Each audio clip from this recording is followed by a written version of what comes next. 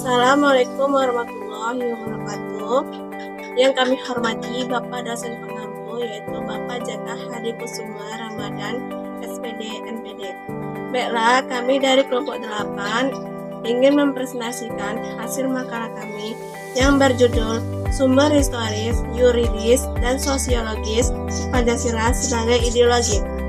Baiklah, pembacaan materi pertama dan kedua akan dibacakan oleh saya sendiri, dan pembacaan materi ketiga dan keempat akan dibacakan oleh teman saya, Siska Apriana, dan pembacaan materi kelima dan keenam akan dibacakan oleh teman saya, Dwi Cantika.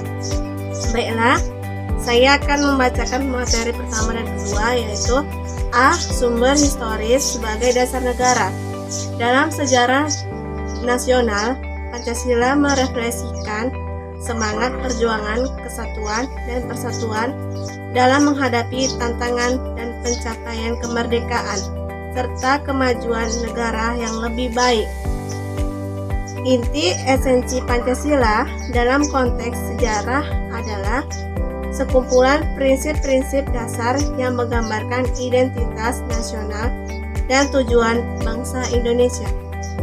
Prinsip-prinsip ini mencerminkan semangat perjuangan kesatuan dan aspirasi untuk mencapai kemerdekaan. Konsep Pancasila dalam kerangkaan sejarah memiliki beberapa dimensi penting yang perlu dipahami. Dalam perspektif sejarah, Pancasila telah berfungsi sebagai fondasi ideologis bagi pembentukan dan perkembangan identitas nasional Indonesia.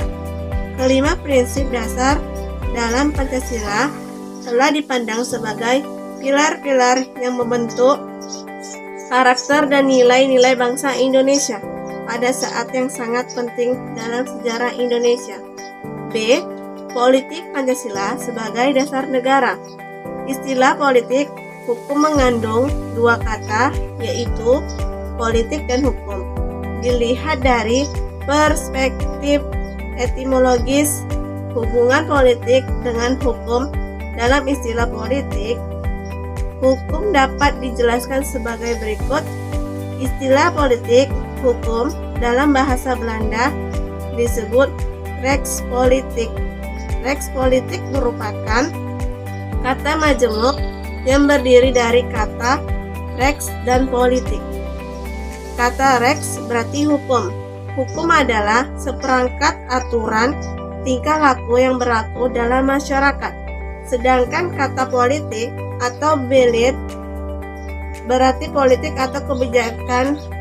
Politik atau kebijakan adalah rangkaian konsep dan asas yang menjadi garis besar dan dasar rencana dalam pelaksanaan suatu pekerjaan, kepemimpinan, dan cara bertindak. Baiklah, saya Siska Apriana sebagai pemateri kedua akan melanjutkan materi yaitu C. Sosiologis Pancasila sebagai dasar negara. Sumber sosiologis Pancasila sebagai dasar negara dapat ditemukan pada sikap masyarakat yang sangat memperhatikan dimensi ketuhanan dan kemanusiaan, sehingga manakala iptek tidak sejalan dengan nilai ketuhanan dan kemanusiaan, biasanya terjadi penolakan. Contohnya, penolakan masyarakat atas rencana pembangunan pusat pembangkit listrik tenaga nuklir di Semenanjung Muria, didasarkan pada kekhawatiran atas kemungkinan kebocoran pembangkit listrik. Hal ini membuktikan bahwa masyarakat peka terhadap isu-isu ketuhanan dan kemanusiaan yang ada di balik pembangunan tenaga nuklir tersebut. D. Dinamika Pancasila sebagai dasar negara. Adapun dinamika Pancasila sebagai dasar negara, yakni antara lain sebagai berikut. Pancasila sebagai ideologi negara berakar dari kehidupan masyarakat. Unsur-unsur sosiologis yang membentuk Pancasila sebagai ideologi negara meliputi hal-hal sebagai berikut. 1. Sila ketuhanan yang Maha Esa dapat ditemukan dalam kehidupan beragama masyarakat Indonesia dalam berbagai bentuk kepercayaan dan keyakinan terhadap adanya kekuatan gaib. 2. Sila kemanusiaan yang adil dan beradab dapat ditemukan dalam hal saling menghargai dan menghormati hak-hak orang lain, tidak bersikap sewenang-wenang.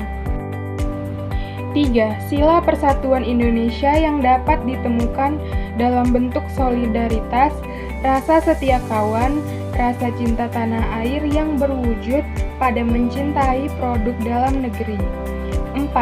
Sila kerakyatan yang dipimpin oleh hikmat kebijaksanaan dalam permusyawaratan perwakilan dapat ditemukan dalam bentuk menghargai pendapat orang lain, semangat musyawarah dalam mengambil keputusan. 5. Sila keadilan sosial bagi seluruh rakyat Indonesia tercermin dalam sikap suka menolong, menjalankan gaya hidup sederhana, dan tidak mengolok atau berlebihan. Ini tantangan Pancasila sebagai dasar nilai dalam pengembangan ilmu. Konsep Pancasila dalam kerangka sejarah memiliki beberapa dimensi penting yang perlu dipahami dalam perspektif sejarah Pancasila.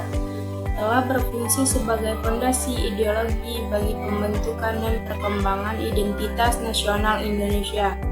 Kelima prinsip dasar dalam Pancasila telah dipandang sebagai pilar-pilar yang membentuk karakter dan nilai-nilai bangsa Indonesia pada saat yang penting dalam sejarah Indonesia. Pancasila muncul sebagai konsep yang merespon kebutuhan fondasi filosofi yang membimbing negara baru yang akan dibentuk. Esensi Pancasila sebagai dasar nilai dalam pengembangan ilmu. Pancasila sebagai dasar negara dan pandangan hidup bangsa Indonesia memiliki peran yang sangat penting dalam membentuk karakter, membangun peradaban bangsa.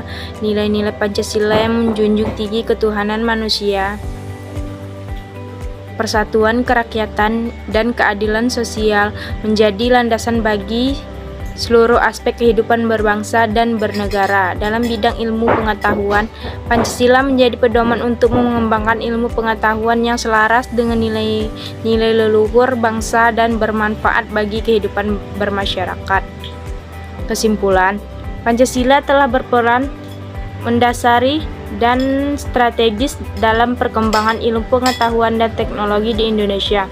Namun penerapan Pancasila sebagai landasan pengembangan ilmu pengetahuan dan teknologi menghadapi berbagai tantangan tersebut, antara lain memasuknya paradigma dan nilai-nilai asing, orientasi ilmu pengetahuan dan teknologi ke arah profit dan individualisme, konflik antara individualisme dan kolektivisme, maraknya konsumerisme dan pemikiran jangka pendek. Untuk mengatasi tantangan tersebut, perlu dilakukan penguatan penerapan Pancasila sebagai pedoman pengembangan ilmu pengetahuan dan teknologi di Indonesia. Hal ini dapat dicapai melalui interaksi nilai-nilai Pancasila ke dalam kurikulum pendidikan, memajukan penelitian yang fokus pada memenuhi kebutuhan dasar, peningkat kesejahteraan masyarakat beserta menanamkan rasa tanggung jawab sosial dan kepedulian terhadap ilmu pengetahuan dan teknologi terhadap kemanusiaan. Baiklah, itulah hasil dari presentasi makalah dari kami. Kurang dan lebihnya kami mohon maaf. Kami akhiri. Assalamualaikum warahmatullahi wabarakatuh.